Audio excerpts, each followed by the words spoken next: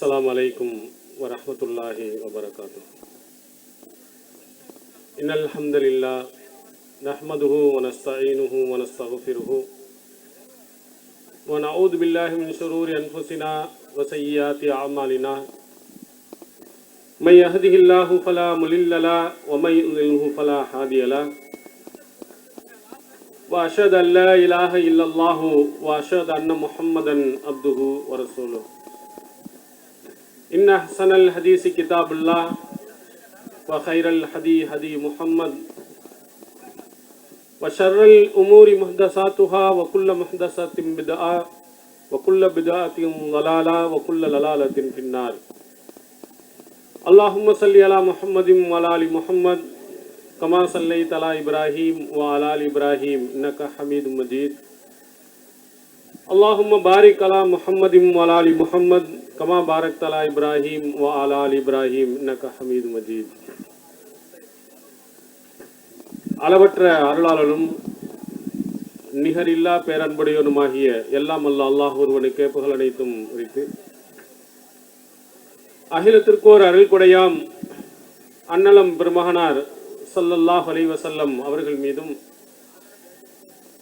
அவர்களின் சொல் செயலினை தவறாது பின்பற்றி ஒழுகிய நல்லற தோழர்கள் உண்மை விசுவாசிகளாம் நாம் அனைவர்கள் மீதும் எல்லாம் அல்ல அல்லாஹுவின் வற்றா பெருங்கருணை என்றென்றும் நிலவட்டுமாக. எல்லாம் அல்ல அல்லாஹுவின் நல்லடியார்களே, எல்லாம் அல்ல அல்லாஹு தாலா இந்த பிரம்மாண்டமான பேருலகை படைத்து அதில் சிறந்த உயிரினமாக மனிதனை அல்லாஹ் உருவாக்கி, அந்த மனிதன் நேரான வழியில் செல்ல வேண்டும் என்பதற்காக அவனுடைய அறிவுரைகளையும் அவனுடைய சட்டங்களையும் இறை செய்தியாக இந்த மக்களுக்கு அல்லாஹு தாலா கொடுத்திருக்கிறார். மறுமை நாளையில் ஒருவன் ஈடேற்றம் பெற வேண்டும் என்று சொன்னால், படைத்த இறைவனுடைய வகை செய்தியின் அடிப்படையில், அவன் காட்டிய வழிமுறையின் அடிப்படையில் தங்களுடைய வாழ்க்கையை அமைத்துக் கொண்டவர்கள் மட்டுமே மறுமையில் ஈடேற்றம் பெற முடியும் என்பதை திருமறை குர்ஆனில் பல இடங்களில் அல்லாஹு தஆலா நமக்கு நினைவூட்டி இருக்கிறார். அல்லாஹ்வுடைய வகை செய்தி அல்லாத வேறு செய்திகளை அடிப்படையாக வைத்து தங்களுடைய வணக்க வழிபாடுகளை அமைத்துக் கொண்டால், தங்களுடைய குடும்ப வாழ்க்கையை அமைத்துக் கொண்டால், வணக்கத்திலே செய்ய வேண்டிய செயல்களை அமைத்துக் கொண்டால், நிச்சயமாக அவர்கள் மறுமையிலே ஈடேற்றமும் வெற்றியும் பெறவே முடியாது. திருக்குர்ஆன்ல ரொம்ப சின்ன ஒரு வாசகத்தில் அல்லாஹ் இந்த சமுதாய மக்களுக்கு சொல்கிறான், இனில் ஹுக்மு இல்லா லில்லாஹ். சட்டம் சொல்லும் அதிகாரம், இப்படி செய்ய வேண்டும் இப்படி செய்யக்கூடாது என்ற அதிகாரம் அல்லாஹ் ஒருவனுக்கு மட்டுமே இருக்கிறது. வேறு யாருக்குமே இந்த அதிகாரம் கிடையாது. இப்படித்தான் நீ தொழ வேண்டும் என்று சொல்வதற்குரிய அதிகாரத்தை அல்லாஹ் தன் கையில் வைத்திருக்கிறான். இது ஹலால், இதை நீங்கள் சாப்பிடலாம், இவ்வாறு நீங்கள் செய்யலாம் என்ற அனுமதி கொடுக்கக்கூடிய சட்ட அதிகாரத்தையும் அல்லாஹ் தன்னுடைய கையில் வைத்திருக்கிறார். ஒன்னு கூடாது, இதை செய்யக்கூடாது என்ற தடை செய்யும் அதிகாரம், இப்படி அனைத்து அதிகாரங்களையும் அல்லாஹ் மட்டுமே வைத்திருப்பதாக இந்த உலகத்தினுடைய பொதுமறையாக இருக்கக்கூடிய ஹுதன் லின்னாஸ், மனித சமுதாயத்திற்கெல்லாம் வழிகாட்டியாக இருக்கக்கூடிய திருக்குர்ஆனில் அல்லாஹ் நமக்கு குறிப்பிடுகிறார். இறை தூதராக அனுப்பிய அல்லாஹ்வின் தூதர் அவர்களை பார்த்து அல்லாஹ் சொல்லும் பொழுது, ஃபஹ்கும் பைனஹும் பிமா அன்ஸலல்லாஹ், அல்லாஹ் உமக்கு இறக்கிய இந்த வகையின் அடிப்படையில் அந்த மக்களிடத்திலே நீ தீர்ப்பு வழங்கும். நான் திருக்குர்ஆனிலே என்னுடைய வகை செய்தியாக சொன்ன அந்த அடிப்படையை வைத்து அந்த சமுதாய மக்களுக்கு தீர்ப்பை நீ வழங்கு என்று நபிகள் பெருமானார் ஸல்லல்லாஹு அலைஹி வஸல்லம் அவர்களையும் அல்லாஹ் தஆலா கட்டளையிடுகிறார். இறை தூதராக இருந்தாலும் கூட அவர்களுடைய மனோ இச்சையின் அடிப்படையில் அவர்கள் தீர்ப்பு வழங்கக்கூடாது. இது கூடும் என்றோ கூடாது என்றோ அவர்களுக்கு மனதிலே எது தோன்றுகிறதோ அதன் அடிப்படையிலும் நடக்கக்கூடாது. அல்லாஹ் எதை வகியாக இறக்கினானோ அந்த வகியின் அடிப்படையில் தான் நபியே நீர் தீர்ப்பு வழங்க வேண்டும் என்று அல்லாஹ்வின் தூதர் அவர்களுக்கும் சொல்லுகிறார். நான் அல்லாஹ்வின் தூதருடைய சொன்ன அடிப்படையில், அவர்கள் சொன்ன வகியின் அடிப்படையில் நான் வாழ மாட்டேன் என்றால், அவன் சொன்ன அடிப்படையில் நான் என்னுடைய வாழ்க்கை முறையை அமைத்துக் கொள்ள மாட்டேன் என்று சொன்னால், வணக்க வழிபாடுகளில் அவருடைய வழிகாட்டுதலை பின்பற்ற மாட்டேன் என்று சொன்னால், அல்லாஹ் தெளிவாக பல வாசகங்களிலே சொல்லுகிறான், ஃபமல்லம் யஹ்கும் பிமா அன்ஸலல்லாஹ் ஃபஉலாயிக ஹுமுல் ஃபாஸிகூன். அல்லாஹ் இறக்கியதின் அடிப்படையில் தீர்ப்பு வழங்கவில்லையானால், தீர்ப்பை பெறவில்லை என்று சொன்னால் அவன் ஃபாஸிக், அவன் கெட்டவன், தீயவன் என்று அல்லாஹ் தஆலா சொல்கிறார். அல்லாஹ் ஒரு இறை செய்தியின் மூலம் உங்களுக்கு வழிகாட்டுகிறான். அப்படி வழிகாட்டுகின்ற பொழுது அதை நான் ஏற்றுக்கொள்ள மாட்டேன். எங்களுடைய முன்னோர்கள் சொன்ன அடிப்படையில், எங்களுடைய மூதாதையர்கள் சொன்ன அடிப்படையில் தான் நான் தீர்ப்பு வழங்குவேன், அதன்படிதான் நான் நடப்பேன், அதன்படிதான் நான் தொழுவேன், அதன் அடிப்படையில் தான் நான் திருமணத்தை முடிப்பேன் என்று நீங்கள் முடிவு செய்தால் நீங்கள் தான் தீயவர்கள், கெட்டவர்கள் என்று சொல்கிறார். இன்னொரு இடத்திலே வாலிமூன், அநியாயக்காரர்கள் நீங்கள் தான் என்று சொல்கிறார். இன்னும் ஒரு படி மேல் கடுமையான வாசகத்தில் அல்லாஹ் சொல்கிறார், அமல்லம் யஹ்கும் பிமா அன்ஸலல்லாஹ் ஃபஉலாயிக ஹுமுல் காஃபிரூன். அல்லாஹ் இறக்கியதின் அடிப்படையில் ஒருவன் தீர்ப்பு வழங்கவில்லையானால் அவன் காஃபிர், நிராகரித்தவன் என்றும் அல்லாஹ் கடும் எச்சரிக்கை கொடுக்கிறார். ஒருவன் முஸ்லிமாக வாழ வேண்டுமானால், மறுமையிலே சொர்க்கத்தை பெற வேண்டும் என்று சொன்னால் அல்லாஹ் இறக்கிய அடிப்படையில் தான் அவன் தீர்ப்பு வழங்க வேண்டுமே தவிர, அதன்படியில் தான் செயல்பட வேண்டுமே தவிர, வேற அவர் சொன்னார் இவர் சொன்னார் என்று அல்லாஹ் சொல்லாத, அவன் தூதர் காட்டித்தராத வழிமுறையிலே நடந்தால் நிச்சயமாக அவன் நிராகரித்தவனுடைய பட்டியலில் சேருகிறான். இந்த கொள்கையைத்தான் தௌஹீத் ஜமாத் இந்த சமுதாய மக்களுக்கு எடுத்துரைக்கிறது. அந்த வஹீயின் செய்யின் அடிப்படையிலே அல்லாஹ்வின் தூதர் அவர்கள் காட்டிய அந்த சட்டதிட்டத்தின் அடிப்படையில் உங்களுடைய வாழ்க்கையை அமைத்துக் கொள்ளுங்கள் என்று சொல்கிறது. ஆனால் இதற்கு ஏராளமான எதிர்ப்புகள் அந்த மக்களிடத்திலேயும் ஒரு சிலர்களுடைய தூண்டுதலின் மூலமாக ஏற்படுவதை பார்க்கிறோம். ஒரு சிலர்கள் இருந்தார்கள், குர்ஆன் அடிப்படையில் நடக்க வேண்டும், பெயரை கூட என்ன செய்து வைத்துக் கொண்டார்கள், குர்ஆன் ஹதீஸின் அடிப்படையில் நடக்கும் அமைப்பு என்று கூட பெயரை வைத்துக் கொண்டார்கள். ஆனால் அவருடைய பரிணாம வளர்ச்சி எங்கே போய்விட்டது? திருக்குர்ஆன் சொன்ன அடிப்படையில் வாழ வேண்டும் என்று சொன்னவர்கள், நபி சொன்ன அடிப்படையில் வாழ வேண்டும் என்று சொன்னவர்கள் அடுத்து போகிறார்கள், நபித்தோழர்கள் சொன்ன அடிப்படையிலையும் வாழ வேண்டும். நபித்தோழர்கள் என்ன சட்டத்தை சொன்னாலும் ஏற்றுக்கொள்ள வேண்டும். அதுல குர்ஆனில் எங்கே இருக்குன்னு கேட்கக்கூடாது, நபி எங்கே சொன்னார்கள் என்றும் கேட்கக்கூடாது. நபி தோழர் சொல்லிட்டாங்கல்ல, அவங்க சொன்னாலும் மார்க்கத்துக்கு பின்பற்றதான் செய்யணும். அவங்க எவ்வளவு சிறப்புக்குரியவர்கள், எவ்வளவு தியாகம் செய்தவர்கள், எவ்வளவு கஷ்டப்பட்டவர்கள். ஒரு தியாகம், கஷ்டம், சிரமம் என்று ஒருவர் இருந்துவிட்டால் அவரை அல்லாஹ்வினுடைய இடத்திலே வைக்க முடியுமா, அவன் தூதருடைய இடத்திலே வைக்க முடியுமா என்று சிந்திப்பதில்லை. அவன் மூன்றாவதாக திருக்குர்ஆனை ஹதீஸையும் பின்பற்ற வேண்டும் என்று சொன்னவர்கள் இன்னொரு புதிய மதுஹபை பின்பற்றுகிறார்கள். நபி தோழர்கள் சொன்னதும் மார்க்க சட்டம் தான். இவர்கள் திருக்குர்ஆன்ல ஒரு வசனத்தை மட்டும் அவர்கள் சிந்தித்து பார்க்கட்டும். அல்லாஹ்வின் தூதராக இருந்த ரஹமத்துல் லில் ஆலமீன் என்று அல்லாஹ் புகழ்ந்து பாராட்டிய, இந்த உலகத்துக்கு அருள்கொடை என்று சொன்ன, நற்குணத்தினுடைய உச்சத்தில் இருக்கிறேன் என்று அல்லாஹ் பாராட்டிய நபிகள் பெருமானார் ஸல்லல்லாஹு அலைஹி வஸல்லம் அவர்கள் அல்லாஹ் சொன்ன வஹீயின் அடிப்படையில் இல்லாமல் தன்னுடைய சொந்த கருத்திலே சில சட்டங்களை குறிப்பிட்டு விடுகிறார்கள். அப்ப அல்லாஹ் எவ்வளவு கடுமையான வாசகத்தை பயன்படுத்துகிறான் தெரியுமா? யா அய்யுஹ, அல்லாஹ் தஆலா கேட்கிறார், லிமா துஹர்ரிமு மா அஹல்லல்லாஹு லக தப்தகி அஸ்வாஜ. அல்லாஹ் கேட்கிறார், நீ நான் அனுமதித்த, நான் ஹலாலாக ஆக்கியதை நீ எப்படி ஹராமாக்க முடியும்?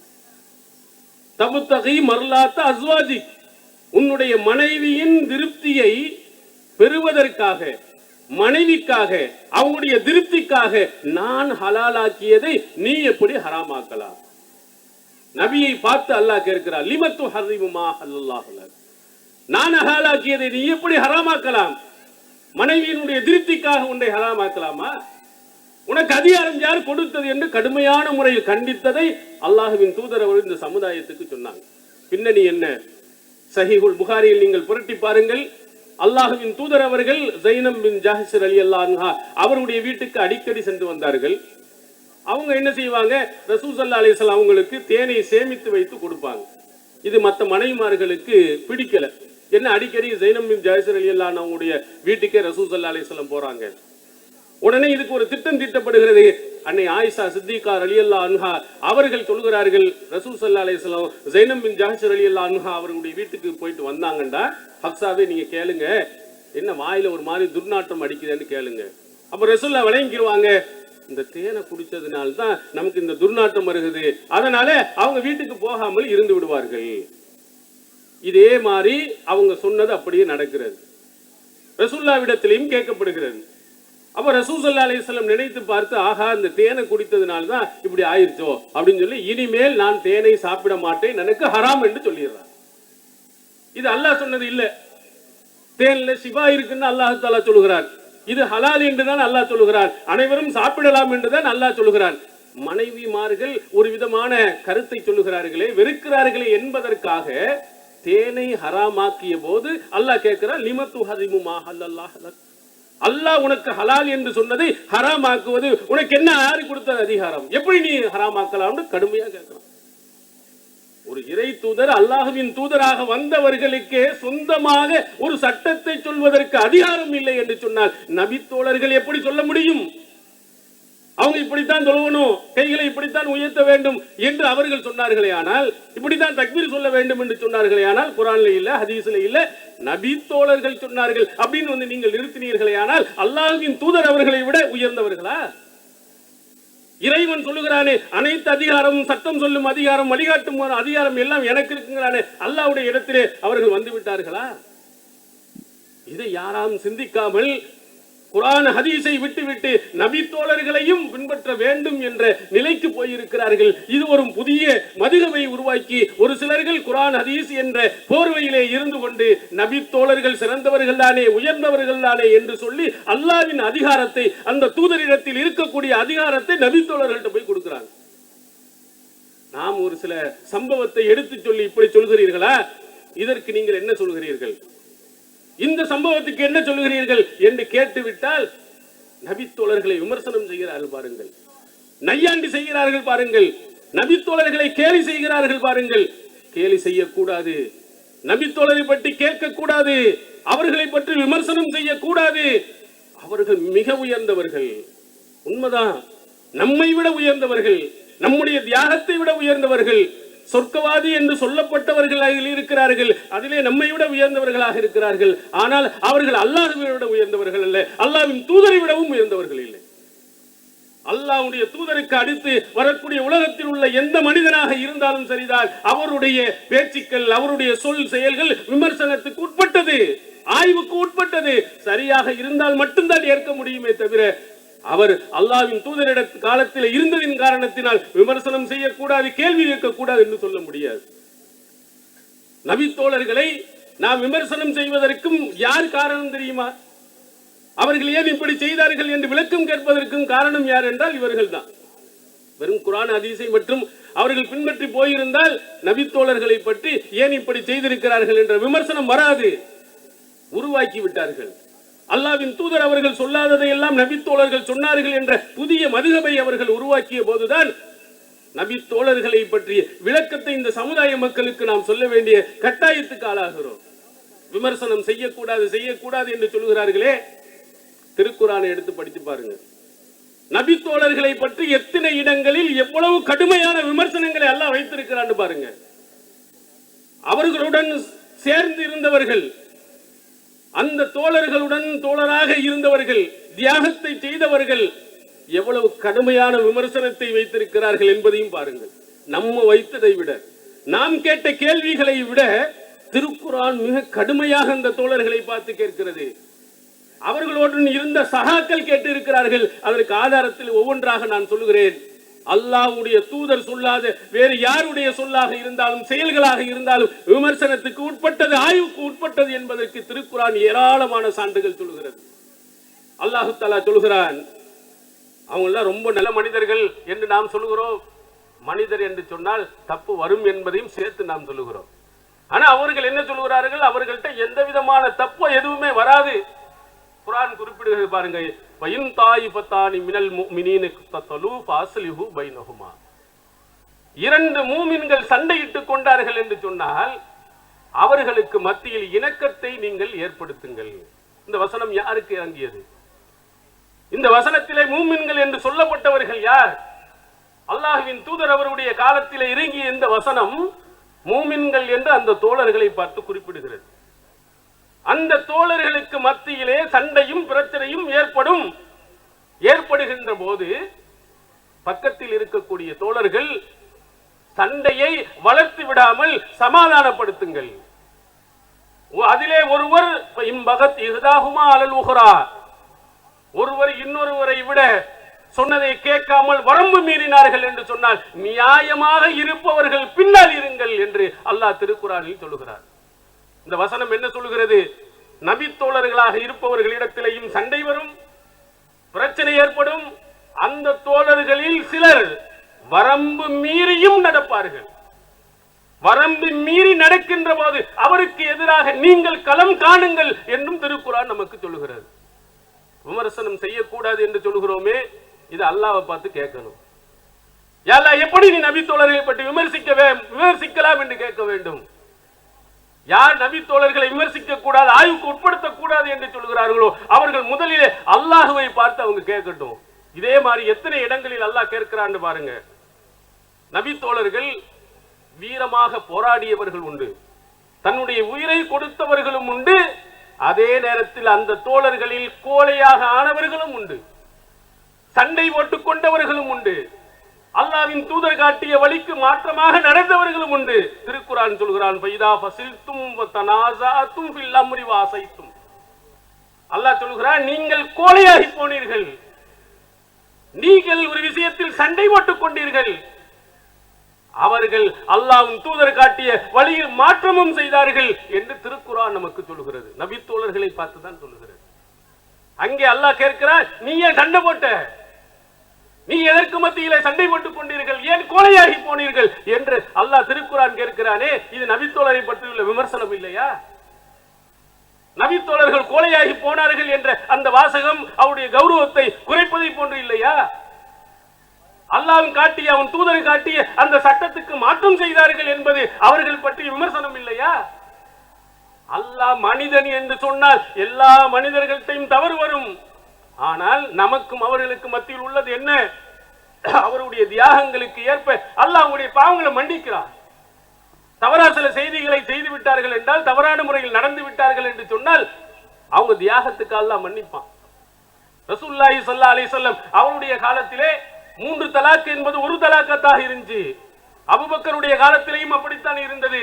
உமர் ரலியல்லாஹு அன்ஹுடைய முதல் 2 வருடத்திலேயும் அப்படித்தான் இருந்தது. ஆனா உமர் ரலியல்லாஹு அன்ஹு அவர்கள் என்ன செய்தார்? 3 தலாக் என்று ஒரு நேரத்தில் சொன்னால் அது 3 தலாக்காகவே நான் கருதுவேன் என்று அந்த சட்டத்தை அமல்படுத்தினார். ரசூலுல்லாஹ் செய்து காட்டாத, அபூபக்கர் அவர்களும் செய்து காட்டாத, அவர் கூட முதல் 2 வருடத்திலே செய்து காட்டாத ஒரு சட்டத்தை அவர் அல்லாஹ்வின் தூதர் சொன்ன அந்த சட்டத்துக்கு மாற்றமாக சொன்ன போது இது இறை தூதருக்கு எதிரான கருத்து. இப்ப இந்த மாதிரி தவறு செய்து விட்டாரே, ஆனால் உமர் சொன்னதற்காக வேண்டி பின்பற்ற வேண்டுமா?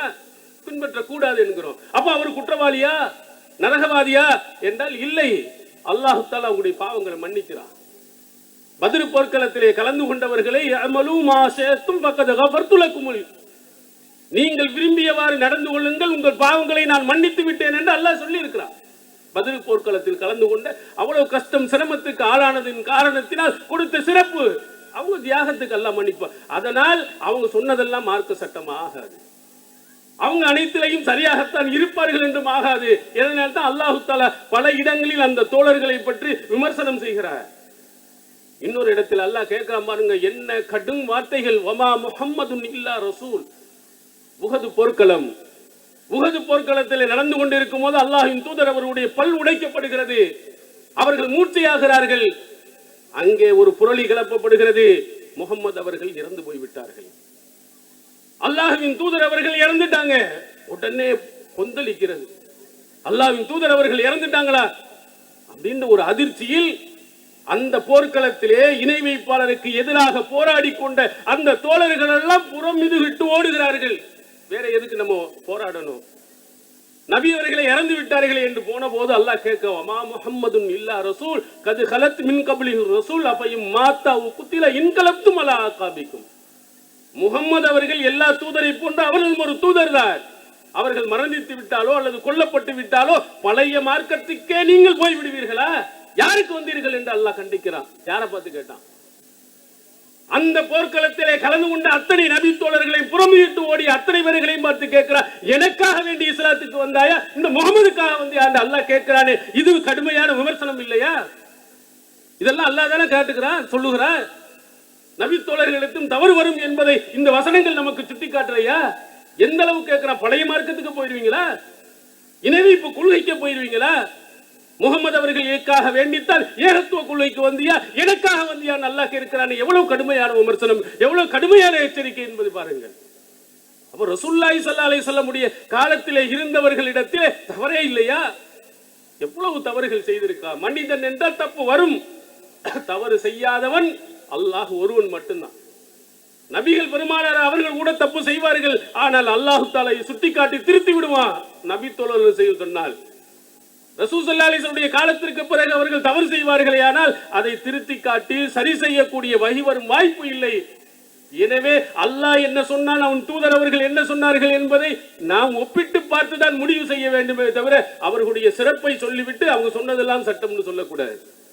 இன்னொரு இடத்துல பாருங்க, அல்லாஹ்வை அதிக நினைத்தவர்கள், அல்லாஹ்வை அதிகமான திக்ர் செய்தவர்கள் என்றெல்லாம் சொல்லுகிறோமே, அவர்களும் சில நேரங்களில் மறந்து போயிருக்கிறார்கள். யௌம ஹுனைனின் இது ஆஜபத்துக்கும் கசரத்துக்கும் வலம் தூணிய அன்கும் செய்யா. ஹுனைன் போர்க்கத்துல பெரும் கூட்டம் இஸ்லாத்தை வந்தாங்க. அவங்க எதிரிகளை ஹவாசின் என்று சொல்லக்கூடிய எதிரிகளிடத்திலே போராட போகும்போது அவங்க மனசுல என்ன வந்துச்சு தெரியுமா? யார் மனசுல? நபி தோழர்களுடைய மனசுல. இவ்வளவு கூட்டம், இந்த கூட்டத்தை எவன்டா தோக்கடிக்க முடியும்? நம்ம வச்சோம்டா வெற்றிதான். அல்லாஹ்வை மறந்துட்டாங்க, இறைவனை மறந்து போய்விட்டு இந்த அதிக எண்ணிக்கையின் மீது நம்பிக்கை வைத்தார்கள். அடிச்சான் ஒரே அடி அல்லாஹ். என்னையே மறந்து விட்டீங்களா? இந்த எண்ணிக்கையின் மீது நம்பிக்கை வைத்தீர்களா? ஓடுங்க அவன் சொல்லிட்டு அல்லாஹ் கொடுக்கிறான் ஒரு அடி. சும்மா வல்லைத்தும் புறமிதிகிட்டு நீங்கள் ஓடினீர்கள். அல்லாஹ் அல்லாஹ்வை மறந்தார்களா? யார் மறந்தது? அந்த நபி தோழர்களா மறந்தாங்க. இது அல்லாஹ்தானே சொல்லுகிறான். இறைவனை நினைத்து பார்த்து கொண்டு இருக்க வேண்டியவர்கள் சில நேரங்களில் அல்லாஹ் காட்டிய வழிமுறையை மறந்தவர்கள் உண்டு, நபிகளுடைய அறிவுரையை மறந்தவர்கள் உண்டு, அல்லாஹ் காட்டிய சட்டத்தை மீறியவர்கள் உண்டு. திருக்குர்ஆன் காட்டுகிறது, இறைவன் மீது இறையச்சத்திலே அதிகமாக இருந்தவர்கள் என்று பேசப்படக்கூடிய நபி தோழர்களும் சில நேரங்கள் இறையச்சம் குறைந்து போயிருக்கிறது, இறைவனை மறந்து போயிருக்கிறார்கள். இது மாதிரி கடும் எச்சரிக்கைகள் இந்த நபி தோழரை பற்றி அல்லாஹ் சொல்லக்கூடிய மிக கடுமையானவைகள் என்பதை நீங்கள் எண்ணி பார்க்கணும். அதே மாதிரி அல்லாஹ்வின் தூதர் அவர்கள் காட்டிய வழிமுறைகள், ரசூல் ஸல்லல்லாஹு அலைஹி வஸல்லம் அவர்கள் சொன்ன வழிமுறைகளை விட்டுவிட்டு சுயமாக சிந்தித்து மிகப்பெரிய தப்பை எல்லாம் செய்திருக்கிறார். காலித் பின் வலீத், சஹீஹ் புகாரி முஸ்லிமிலே நீங்கள் எடுத்து பாருங்க. ஒரு போர்க்களத்திலே போய் அங்கே போர் செய்யறாங்க. எதிரிகள் என்ன செய்யறாங்க? அவர்கள் சரணடைகிறாங்க. அடையும் போது இஸ்லாத்தை ஏற்றேன் என்று சொல்லாமல் சபானாங்க, நாங்கள் மதம் மாறிவிட்டோம், எங்க கொள்கையிலிருந்து இந்த கொள்கைக்கு வந்துட்டோம்னு சொன்னாங்க. இது பொதுவாக அரபு நேரத்திலே அங்க இருக்கக்கூடிய நேரத்தில் ரசூல் ஸல்லல்லாஹு அலைஹி வஸல்லம் உடைய கொள்கைக்கு போனவர்களை சாபி என்று சொன்னாங்க, மதம் மாறிய கூட்டம். அந்த அடிப்படையில் இஸ்லாத்தை ஏற்றுக்கொண்டோம்னு சொல்லாமல் மதம் மாறிட்டோம், உங்க கொள்கைக்கு வந்துட்டோம்னு சொன்ன உடனே காலித் பின் வலீத் என்ன செய்தா தெரியுமா? அத்தனை வரையும் கொண்டு குந்தார். இஸ்லாத்துக்கு வந்தேன்னு சொன்னா மட்டும்தான் உயிருக்கு உத்தரவாதம், உன் கொள்கையில இருந்து என் கொள்கையில வந்துட்டோம் சபானான்லாம் சொன்னா ஏத்துக்கிற மாட்டேன்னு கொண்டு விட்டார். அல்லாஹ்வின் தூதர் அவர்களிடத்திலே போய் சொல்லப்படுகிறது. ரசூலுல்லாஹி ஸல்லல்லாஹு அலைஹி வஸல்லம் அவர்களிடத்திலே இந்த கருத்தை சொல்லப்படுகின்ற போது அவர்கள் அல்லாஹ்விடத்திலே கேட்கிறார்கள், இறைவனிடத்திலே சொல்லுகிறார்கள், அல்லாஹும்ம இன்னி அப்ரவு இலைக்க மிம்மா ஸனா Khalid bin Walid. Khalid bin Walid என்ன செய்தாரோ அதை விட்டு யா அல்லாஹ் நான் விலகிக் கொள்கிறேன். நான் அதை காட்டல, நான் இப்படி நடக்கணும்னு நான் சொல்லல. அநியாயமாக இந்த காலித் பின் வலீத் கொண்டு விட்டார் என்று 2 தடவை அல்லாஹ்விடத்திலே முறையிட்டார். அவர் சொந்த சிந்தனை. ரசூல் ஸல்லல்லாஹு அலைஹி வஸல்லம் காலித் பின் வலீத் என்ன சொன்னாங்க தெரியுமா?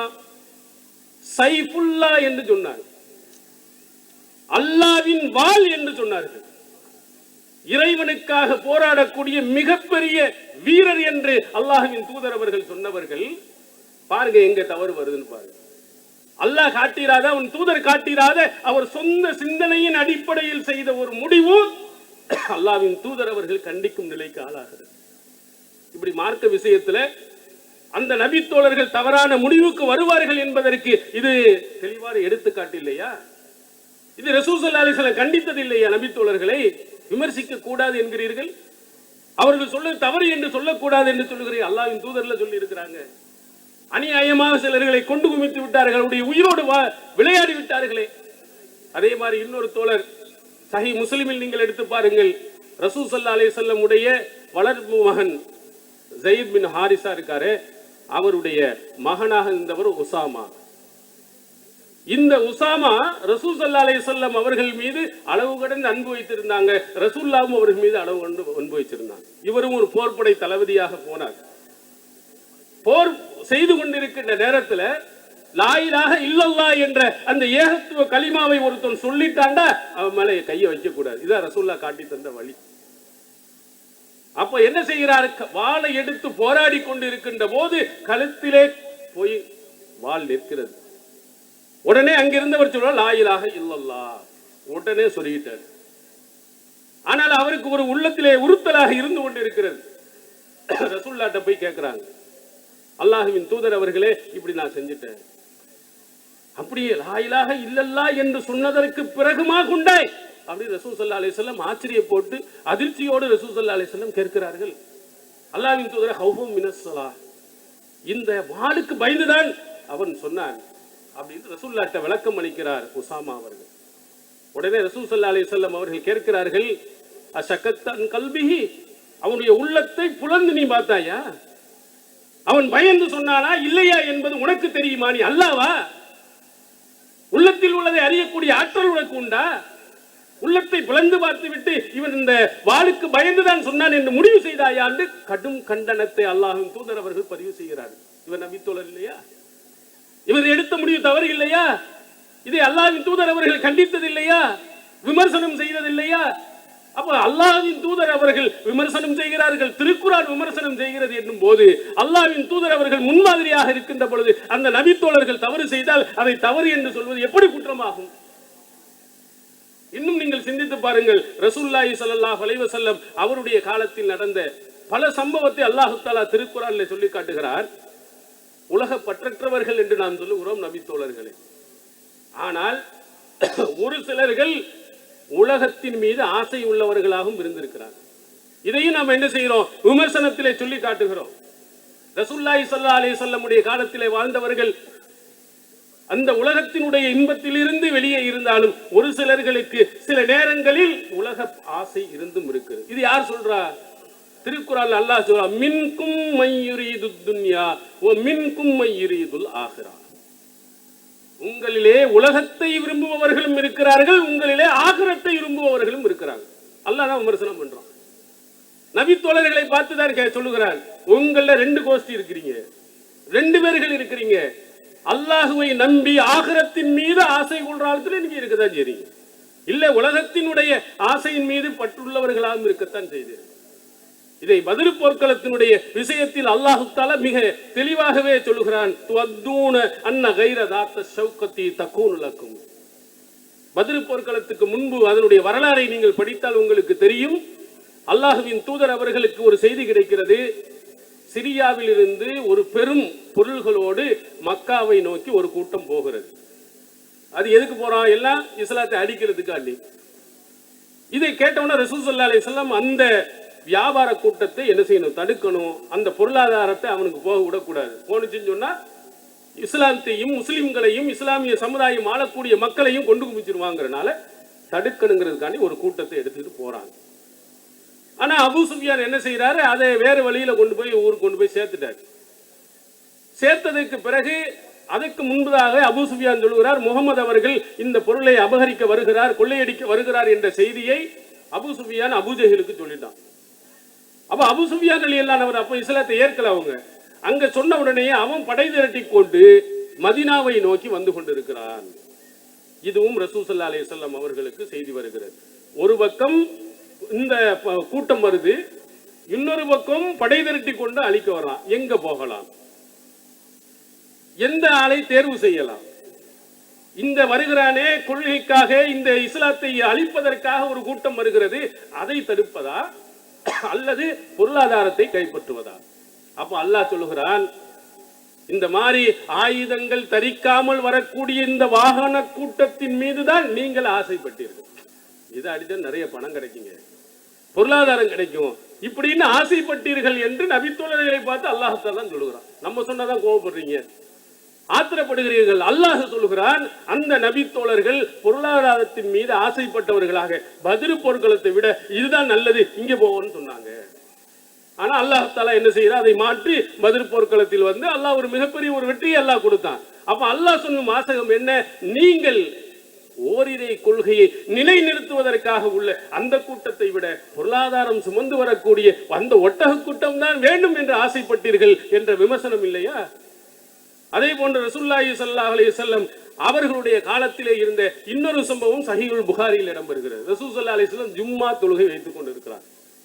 நபி தோழர்கள் எல்லாம் தொழுதுகிட்டு இருக்கிறாங்க. உடனே அங்க வெளியூர்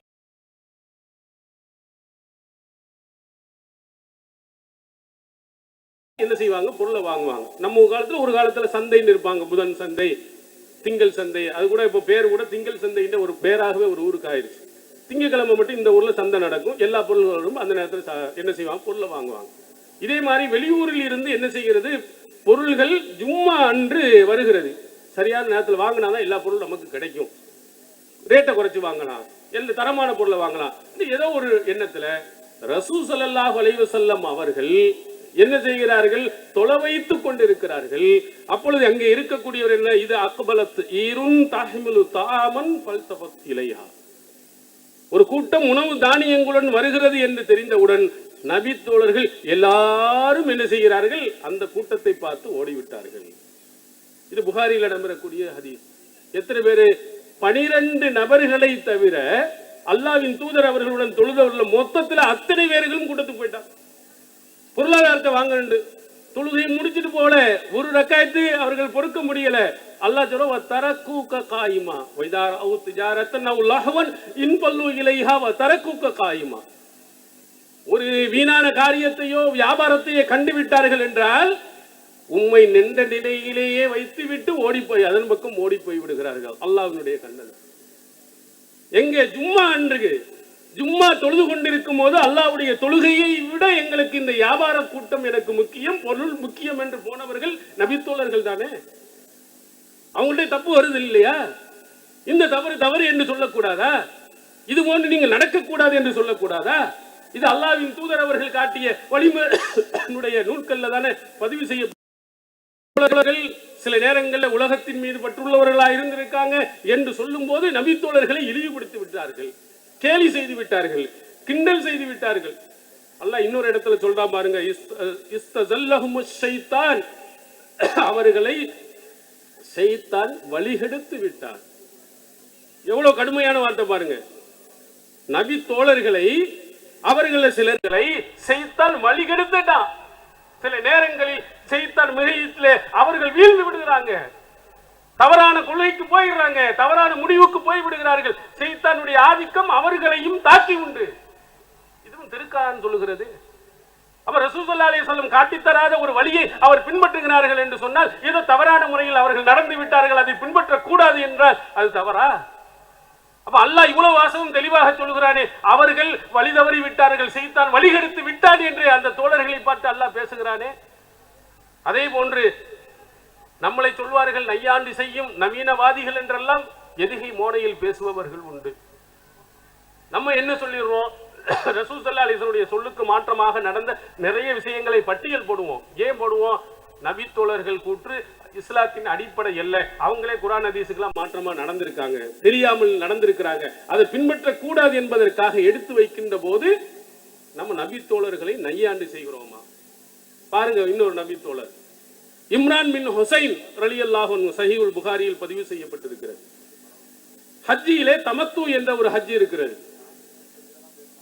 ஹஜ்ஜி செய்ய போகக்கூடியவர்கள் முதலில் உம்ராவுக்காக இஹ்ராம் அணிந்து உம்ராவை முடித்துவிட்டு இஹ்ராமை கலந்து கொள்வது, பிறகு ஹஜ்ஜிக்காக வேண்டி இன்னொரு இஹ்ராம் அணிந்து ஹஜ்ஜை செய்வது. இது தமத்து என்ற ஹஜ். இது திருக்குர்ஆனிலேயும் அனுமதிக்கப்பட்டிருக்கிறது, ரசூலுல்லாஹ்வும் அனுமதிச்சிருக்கிறாங்க. ஆனா உமர் ரலியல்லாஹு அவர்கள் என்ன செய்யல? அனுமதிக்கல. இது இம்ரான் பின் ஹுசைன் ரலியல்லாஹு அவர்களுக்கு என்ன செய்கிறது? இந்த செய்தி எட்டுகிறது. அப்ப அவர்கள் என்ன பதில் சொல்கிறார்கள் தெரியுமா? உன்சிலத்து ஆயத்துல் முத்தஅத்தி ஃபீ கிதாபில்லாஹி ஃபஅல்னாஹா மஅ ரசூலில்லாஹி ஸல்லல்லாஹு அலைஹி வஸல்லம். தமத்துவுடைய ஹஜ்ஜி தொடர்பான வசனம் திருக்குர்ஆனில் இறக்கப்பட்டிருக்கிறது. சூரத்துல் பக்ராவிலே இருக்கிறது. அமன் தமத்தஅ பில் உம்ரத்தி இலல் ஹஜ். யார் தமத்து என்ற அடிப்படையில் ஹஜ் செய்கிறார்களோ அவர்களுக்கு குர்பானி கொடுக்கக்கூடிய அந்த பொருளை கொண்டு செல்லவில்லையானால் என்ன சட்டம்னு அல்லாஹ் சொல்றான், அனுமதிக்கிறான். திருக்குர்ஆனிலே தமத்து என்ற ஹஜ்ஜியை பற்றி வசனம் இறக்கப்பட்டிருக்கிறது. அல்லாஹ்வின் தூதர் அவர்களுடனும் நாங்களும் தமத்து ஹஜ்ஜையும் செய்து இருக்கிறோம். இது தடை என்று திருக்குர்ஆனில் எந்த இடத்திலேயும் என்ன செய்யவில்லை, வரவில்லை. அதுக்கு பிறகு அவர் சொல்கிறார், வகால ரஜுலுன் பி ராயிஹி மாஷா. ஆனால் ஒரு மனிதர் தன்னுடைய அறிவுக்கு ஏற்ற மாதிரி எல்லாம் கதை சொல்லிக் கொண்டிருக்கிறார். யார் தெரியுமா அவரு? சஹீஹ் முஸ்லிமில் தெளிவாக இடம்பெறும் உமர் பின் கத்தாப் ரலியல்லாஹு அவர்கள். அவர் ஒரு பக்கம் நடந்து சென்றால் ஷைத்தான் இன்னொரு பக்கம் போய் விடுவான் என்று அல்லாஹ்வின் தூதர் அவர்கள் சிறப்பித்து சொன்னார்களே, அந்த உமர் ரலியல்லாஹு அவர்கள் தமத்து என்ற ஹஜ்ஜி கூடாது என்று விளக்கம் கொடுத்த போது அவருடன் இருந்த ஒரு நபித்தோழர் இம்ரான் பின் ஹுசைன் ரலியல்லாஹு அவர்களுடைய விமர்சனம் என்ன? அல்லாஹ்வின் வசனம் திருக்குர்ஆனில் அனுமதிக்கின்ற போது, ரசூலுல்லாஹ்வுடன் நாங்கள் செய்திருக்கின்ற போது தடுப்பதற்கு யார்? இந்த மனுஷன் அறிவுக்கு தெரிகிற என்ன இஷ்டத்துக்கு சொல்லிட்டு இருக்கிறார். இது கடுமையான விமர்சனம் இல்லையா? இந்த விமர்சனத்தை தான் நாம் சொல்லுகிறோம். உமர் ரலியல்லாஹு அவர்கள் சொந்தமாக அந்த சட்டத்தை சொன்னார் என்று சொல்லுகிறோம். முத்தலாக் என்பதில் அல்லாஹ்வின் தூதர் கொடுத்த வழிகாட்டியது அல்ல என்று சொன்னால் நையாண்டி செய்கிறோமா? நையாண்டி செய்கிறோம் என்று சொன்னால் முதல்ல இம்ரான் பின் ஹுசைன் ரலியல்லாஹு அன்ஹு சொல்லுங்க. எவ்வளவு கால ரஜுலும் பி ராயிஹி மாஷா, அறிவுக்கு ஏற்ற மாதிரி இஷ்டத்துக்கு நினைச்சதை எல்லாம் சொல்லிட்டு இருக்காரு என்றால் அப்படின்னு அவர் சொல்றார். மிகச்சிறந்த ஒரு தோழர் தான், சொர்க்கவாதி என்று சொல்லப்பட்டவர் தான், அபூபக்கருக்கு அடுத்த நிலையில் இருந்தவர் தான், சிறப்புக்குரியவர் தான். அல்லாஹ்வின் தூதர் அவர்களுக்கு மாற்றமாக நடக்கும் போது, திருக்குர்ஆனுக்கு மாற்றமாக நடக்கும் போது அவரும் ஒரு சாதாரண ஒரு மனித நிலையில் வைத்து தான் பார்க்கப்படும். அந்த சட்டத்தை ஏற்றுக்கொள்ளப்படாது. இது நாங்கள் சொல்லவில்லை, அந்த தோழருடைய காலத்திலே வாழ்ந்த அல்லாஹ்வின் தூதர் இடத்திலே பயின்ற அந்த நபி தோழர்களுடைய ஒரு வாசகம் தான். இது மட்டுமல்ல, அவர்கள் எந்த அளவுக்கு தவறுகளை எல்லாம் செய்திருக்கிறார்கள் என்பதை திருக்குர்ஆனை படித்து பாருங்கள். அன்னை ஆயிஷா சித்திகா ரலியல்லாஹு அன்ஹா அவர்கள் மீது மிகப்பெரிய அவதூறு சொல்லப்பட்டு ரசூலுல்லாஹ்வுடைய குடும்பமே மிகப்பெரிய ஆழ்த்தத்திலே, கஷ்டத்திலே, மிகப்பெரிய சிரமத்திலே அவர்கள் ஆழ்ந்து கொண்டிருந்த ஒரு காலம். ஒரு மாத காலம் அவங்களால நிம்மதியா இருக்க முடியல, அபூபக்கரால் இருக்க முடியவில்லை. அதற்கு பிறகுதான் சூரத்துன் நூரிலே அன்னை ஆயிஷா சித்திகா ரலியல்லாஹு அன்ஹா அவர்கள் தூய்மையானவர்கள் என்று வசனம் இறக்கப்படுகிறது. அதுல அல்லாஹ் கண்டிக்கிறான் பாருங்க எப்படி. இன்னல்லதீன ஜாஊ பில் இஃப்தி உஸ்பத்தும் மின்கும். இன்னல்லதீன ஜாஊ பில் இஃப்தி உஸ்பத்தும் மின்கும். அவதூறு சொன்னார்களே அந்த கூட்டம் யார் தெரியுமா? உங்களில் இருந்து ஒரு பெருந்தொகையினர். திருக்குர்ஆன் குறிப்பிடுகிறது. ஆயிஷா நாய் அவர்கள் மீது அவதூறு சொன்னவர்கள் நபி தோழர்கள் உங்கள ஒரு கூட்டம் உண்டு. குர்ஆன் சொல்லுகிறது. அவதூறு சொல்லலாமா? அது நல்ல பண்பா? அதை செய்பவன் சிறந்தவனா? திருக்குர்ஆன் நபி தோழர்களை பார்த்து உங்கள ஒரு கூட்டம் தான் இந்த அவதூறை பரப்பியது. ஹஸ்ஸான் பின் சாபித் ரலியல்லாஹு அவர்கள் கசையடி வாங்கலையா? ஹம்னா பின் ஜஹஷ் ரலியல்லாஹு அவர்கள் கசையடி வாங்கவில்லையா? மிஸ்தஹ் பின் உஸாஸா என்ற நபி தோழர் பத்ர் போர்க்களத்திலே கலந்து கொண்டாரே, அவர் அடி வாங்கலையா? இவர்கள் எல்லாம் நபி தோழருடைய பட்டியலிலே இருந்து ரசூல் ஸல்லல்லாஹு அலைஹி சிறப்பித்து சொல்லப்பட்ட உன்னுடன் ஜிப்ரீல் இருக்கிறார், இந்த இணை வைப்புக்கு எதிராக நீ கவிதையை பாடும் என்று சொன்னார். ஹஸ்ஸான் பின் சாபித் ரலியல்லாஹு அன்ஹு அவர்கள் இதிலே தவறிழைக்கலையா? அப்ப என்ன விமர்சனம் செய்யக்கூடாதுங்கிறீங்க? ஒரு சாதாரண சின்ன ஒரு விஷயத்தை கூட யோசித்து சொல்ல வேண்டும். ஒரு நபியினுடைய மனைவியின் மீது அவதூறு சொன்னது என்று திருக்குர்ஆன் சொல்லும் போது அது பெரிய குற்றம் இல்லையா? இது கடும் விமர்சனம் இல்லையா? இது அவர்கள் மீது சொல்லப்படக்கூடிய ஒரு மோசமானவர்களே இல்லையா? இதைத்தான் நாம் சொல்லுவோம். நபி தோழர்கள் என்றால் அவர்கள் மனிதர்கள், சில நேரங்களில் தப்பு செஞ்சிருவாங்க. இன்னொரு ஒரு செய்தியை நான் உங்களுக்கு சொல்லுகிறேன் பாருங்க. ரசூலுல்லாஹி ஸல்லல்லாஹு அலைஹி வஸல்லம் அவங்களுடைய காலத்தில் இருந்த நபி தோழர்கள் 2 பேர்களுக்கு மத்தியில் நடந்த ஒரு சம்பவம் சஹீஹுல் புகாரியில் பதிவு செய்யப்பட்டிருக்கிறது. அபூ மூஸா அஷரி ரலியல்லாஹு அன்ஹு அவரிடத்திலே போய் ஒரு வாரிசுரிமை சட்டத்தை கேட்கிறாங்க. ஒருத்தருக்கு ஒரு மகள், மகனுடைய மகள், மகனுட்டு பேத்தி, ஒரு சகோதரி, 3 பேர் இருந்தாங்கன்னா சொத்தை எப்படி பங்கிடுவது? அபூ மூஸா ரலியல்லாஹு அன்ஹு அவர்கள் சொல்கிறார்கள், மகளுக்கு பாதி, சகோதரிக்கு பாதி. அந்த மகன் வீட்டு மகள் சொல்றாங்களே, மகன் இறந்து போயிட்டா அவங்களுடைய மகள் மட்டும் இருந்தா அவங்களுக்கு ஏதாவது இருக்கா? ஒண்ணும் கிடையாது. இது யாருடைய தீர்ப்பு? அபூ மூஸா அஷரி ரலியல்லாஹு அன்ஹு அவருடைய தீர்ப்பு. மகனுடைய மகளுக்கு என் சொத்தில் எந்த பங்கும் இல்லை, மகளுக்கு பாதியை கொடுத்து விடுங்கள், சகோதரிக்கு பாதியை கொடுத்து விடுங்கள். இந்த செய்தி அப்துல்லா பின் மசூத் ரலியல்லாஹு அன்ஹு அவர்களிடத்திலே போய் கேட்கப்படுகிறது. கேட்கும் போது அவர்கள் சொன்ன அந்த வாசகம், நபி தோழர்களுடைய கூற்றை பின்பற்றுபவர்கள் அவங்களுடைய ரத்தத்தில் ஆழமா ஏற்றி வைக்க, நீங்கள் நபி தோழர்களுடைய கூற்றை முன்மாதிரியாக ஏற்றுக்கொள்கிறோம் என்று சொல்பவர்கள் அப்துல்லா பின் மசூத் ரலியல்லாஹு அன்ஹு அந்த எச்சரிக்கையை நீங்கள் எண்ணி பார்க்கணும். அவர் சொல்கிறார், லகது லலல்து இதன் வமா அன மினல் முஹ்ததீன். அபூ மூஸா அஷரி என்று சொன்னாரே, அவருடைய தீர்ப்பை போன்று நானும் தீர்ப்பு வழங்கினால் நான் வழிகட்டு போய் விடுவேன், நான் நேர்வழி பெற்றவன் ஆக மாட்டேன். யாரு? நம்ம சொன்ன தீர்ப்பல்ல. அபூ மூஸா அஷரி என்ற நபி தோழருடைய சொன்னபடி அவர் சொன்ன தீர்ப்பை நானும் கொடுத்தேன் என்றால் வழிகட்டவன் நான் ஆகி விடுவேன், நான் நேர்வழி பெற்றவனாக மாட்டேன். அல்லாஹ்வின் தூதர் அவர்கள் அப்படி செய்யல. மகளுக்கு பாதியை கொடுங்கள், மகனுடைய மகளுக்கு 6இல் 1 கொடுங்கள், மீத உள்ள சகோதரிக்கு கொடுங்கள். இப்படித்தான் அல்லாஹ்வின் தூதர் அவர்கள் தீர்ப்பு வழங்கினார். அதை மட்டும் சொல்லி இருக்கலாம். ரசூலுல்லாஹ்வுடைய சொன்ன தீர்ப்பு அவர் சரியில்லை இப்படிதான். ஆனா எவ்வளவு தெளிவா சொல்றாரு. ரசூலுல்லாஹ் சொன்ன அந்த தீர்ப்புக்கு மாற்றமாக நான் ஒரு தீர்ப்பை கொடுத்தால் நான் வழிகட்டு போனவன், நேர்வழி பெற்றவன் இல்லை. இதுதான் நாங்களும் சொல்றோம். ரசூலுல்லாஹி ஸல்லல்லாஹு அலைஹி வஸல்லம் அவர்கள் சொல்லாத ஒரு தீர்ப்பை நபி தோழர் சொல்லுகிறார், அதன்படி நடந்தால் வழிகட்டு போயிருவீங்க தானே சொல்றோம். இது நாங்க சொன்னது இல்லையே. அந்த நபி தோழர், நீங்கள் யாரை தூக்கி பிடிக்கிறீர்களோ அந்த நபி தோழருடைய கூற்று தானே, அந்த நபி தோழர் சொன்ன அந்த எச்சரிக்கை தானே. அந்த எச்சரிக்கையை தான் நாம் சொல்லுகிறோம். நபி தோழர்களை விமர்சனம் செய்கிறோம் என்று நம் சொல்லாததையெல்லாம் மிகைப்படுத்தி மக்களிடத்திலே உணர்ச்சியை தூண்டிவிடக்கூடியவர்கள். இன்னொரு ஒரு செய்தியை பாருங்க. சஹீஹுல் புகாரியில் இடம்பெறுகிறது. ரசூலுல்லாஹி ஸல்லல்லாஹு அலைஹி வஸல்லம் அவர்கள் நல்ல வளர்ச்சி அடைந்து கொண்டு ஒரு நல்ல நிலைக்கு வந்துட்டாங்க. மதீனாவுல சொந்த ஊருக்கு போகணும், சொந்த நாட்டிலே அவர்களுடைய இணை வைப்பு கொள்கையை முறையடிக்கணும், காபத்துல்லாவை கைப்பற்றணும். அதற்கு உள்ள திட்டத்தை தீட்டிட்டு இருக்கிறாங்க. இந்த செய்தி யாருக்கு விளங்குன? ஹாத்திப் இப்னு அபி பல்தா என்ற நபி தோழருக்கு தெரிகிறது. ரசூல் ஸல்லல்லாஹு அலைஹி வஸல்லம் மக்காவை நோக்கி படையெடுத்து போக போறாங்க, மக்காவை கைப்பற்ற போறாங்க. உடனே என்ன செய்யறார்? ஒரு கடிதத்தை எழுதி இணை வைப்பால் உள்ள பெண்ணிடத்தை கொடுத்து அங்க போய் இணை வைப்பிட கொடுத்துருங்கன்ட்டான். அல்லாஹ் தஆலா அறிவித்து கொடுத்து விடுகிறான். ரசூலுல்லாஹ்க்கு தெரிந்து போய் விடுகிறது. அலி ரலியல்லாஹு அன்ஹு அவர்களுடன் 2 நபி தோழர்களை அனுப்புறாங்க. இந்த இடத்துல ஒரு பெண்மணி போவாங்க, அந்த பெண்ணிட்ட ஒரு கடிதம் இருக்கு, அதை கைப்பற்றிட்டு வந்துருங்க. அலி ரலியல்லாஹு அன்ஹு அவர்களுடைய தலைமையில் சென்ற அந்த கூட்டம் ரசூல் ஸல்லல்லாஹு அலைஹி வஸல்லம் அவர்களுடைய அறிவுரையின்படி அந்த பெண்ணிடத்திலே கேட்கிறாங்க, கடிதத்தை கொடு என்றெல்லாம். கடிதம் இல்லை. கடிதம் இல்லையா, தரவில்லையானால் ஆடைகளை அவிழ்த்து சோதனையிட வேண்டிய சூழ்நிலை வந்துடும். அந்த நிலைக்கு எங்களை ஆளாக்கிறாங்க. கடிதத்தை கொடுன உடனே அவருடைய கொண்டையில மறைத்து வைத்திருந்த கடிதத்தை எடுத்து கொடுக்கிறாங்க. பெற்றுக்கொள்ளப்பட்டு ரசூல் ஸல்லல்லாஹு அலைஹி வஸல்லம் அவர்கள்ட்ட கொடுக்கப்படுது. படித்து பார்த்தால் மிக பயங்கரமான விஷயம்.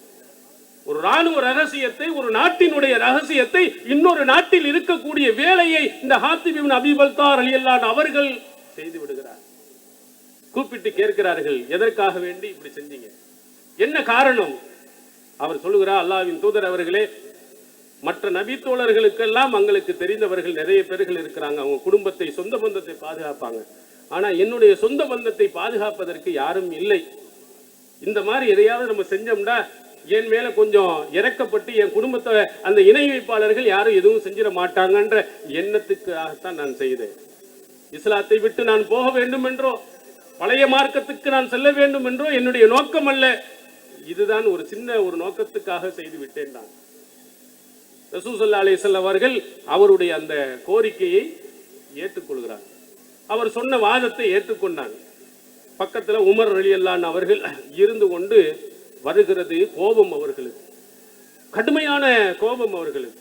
என்ன சொன்னார்கள் தெரியுமா? நம்ம எல்லாம் நபி தோழர்களை விமர்சனம் செய்கிறோமே, அதுல ஒரு தூசி கூட, அவர் சொன்னதுக்கு ஒரு தூசி கூட நம்ம இது விமர்சனம் வர, அவர் சொன்ன அந்த வாசகத்துக்கு, அவர் சொன்ன அந்த கடுமையான அந்த வாசகத்துடன் நம்முடைய விமர்சனத்தை ஒப்பிட்டு பார்த்தீங்கன்னா மலைக்கும் மடுவுக்கும் இருக்கும். அவர் மலையளவுக்குள்ள ஒரு விமர்சனம்.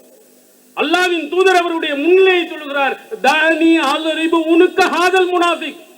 அல்லாஹ்வின் தூதர் அவர்களே, என்னை விடுங்கள், இந்த முனாஃபிக்கினுடைய கழுத்தை வெட்டுகிறேன் என்று சொன்னார். ஹாத்திப் இப்னு அபீ பல்தா என்ற ஒரு நபித்தோழர், பத்ர் போர்க்களத்தில் கலந்து கொண்ட ஒரு நபித்தோழர், அவரை பார்த்து உமர் ரலியல்லாஹு அன்ஹு சொல்கிறார்கள், இந்த முனாஃபிக்கின் கழுத்தை வெட்டுகிறேன். இது எவ்வளவு கடுமையான விமர்சனம்! அவருடைய அந்த செயல் உமரை கொந்தளிக்க வைக்கிறது, கோபப்பட வைக்கிறது. இது முனாஃபிக்தனம், நயவஞ்சகத்தனம் என்று ரசூல் ஸல்லல்லாஹு அலைஹி வஸல்லம் அதுக்கு என்ன பதில் சொன்னாங்க? அப்படி செய்யாதீங்க, வெட்டக்கூடாது. ஏன்? இவர் பத்ர் போர்க்களத்தில் கலந்து கொண்டவர். அவரை பார்த்து அல்லாஹ் சொல்றார், யமலு மாஷஅத்தும் மாஷஅத்தும், நீங்க விரும்பிய மாதிரி நடந்து கொள்ளுங்கள், கஃபர்து லக்கும், உங்கள் பாவங்களை எல்லாம் நான் மன்னித்து விட்டேன் என்று அல்லாஹ் சொல்றார்.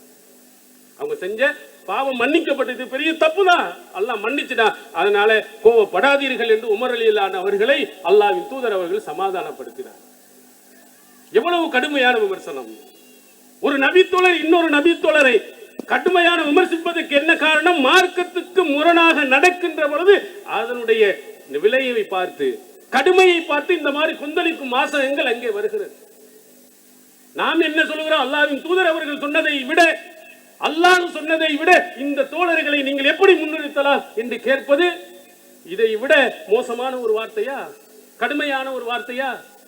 கொஞ்சம் எண்ணி பாருங்கள். அல்லாஹும் அவருடைய தூதரும் சொல்லாத உலகத்தில் எந்த மனிதனுடைய சொல்லாக இருந்தாலும் அது விமர்சனத்திற்கு, ஆய்வுக்கு உட்பட்டது. சரியானதாக இருந்தால் யார் சொன்னாலும் ஏற்போம். அல்லாஹ்வுடைய தூதருக்கு மாற்றமானதாக இருந்தால் அதை விமர்சனம் செய்வோம், சரியான கருத்தை எடுத்து சொல்வோம். இதுதான் தௌஹீத் ஜமாத்தினுடைய நிலைப்பாடு. ரசூலுல்லாஹி ஸல்லல்லாஹு அலைஹி வஸல்லம் அவருடைய நபி தோழர்களை பற்றி திருக்குர்ஆனை, இது ஒரு சில சாம்பிளுக்காக உங்களுக்கு சொன்ன, நிறைய உண்டு. நபி தோழர்களுடைய வாழ்நாள்ல நபி மொழிகளிலே எடுத்து பார்த்தால் ஒரு நபி தோழர் இன்னுடைய நபி தோழரை தவறு செய்கின்ற பொழுது கடுமையாக விமர்சிக்கப்பட்டது உண்டு.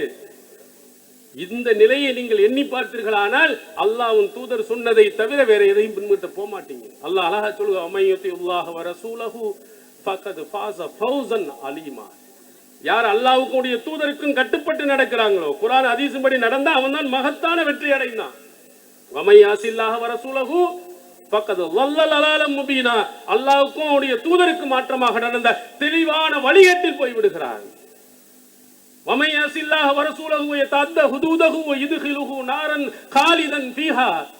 அல்லாஹ்வின் தூதருக்கும் அவன் காட்டிய வரம்புகளுக்கும் மீறி ஒருவன் நடந்தான் என்று சொன்னால் அவனை அல்லாஹ் தஆலா நரகத்திலே கொண்டு போய் சேர்த்து விடுவான். மறுமையில் அவனுக்கு வெற்றி இல்லை, நரகத்தில் நிரந்தரமாக இருப்பான் என்று அல்லாஹ் சொல்கிறார். இதைத்தான் நாம் கூறுகிறோம். அல்லாஹ் காட்டிய அந்த வஹீயின் அடிப்படையில், அந்த தூதர் வஹீயின் அடிப்படையில் சொன்ன அந்த செய்தியின் அடிப்படையில் நீங்கள் நடந்தால் மகத்தான வெற்றி.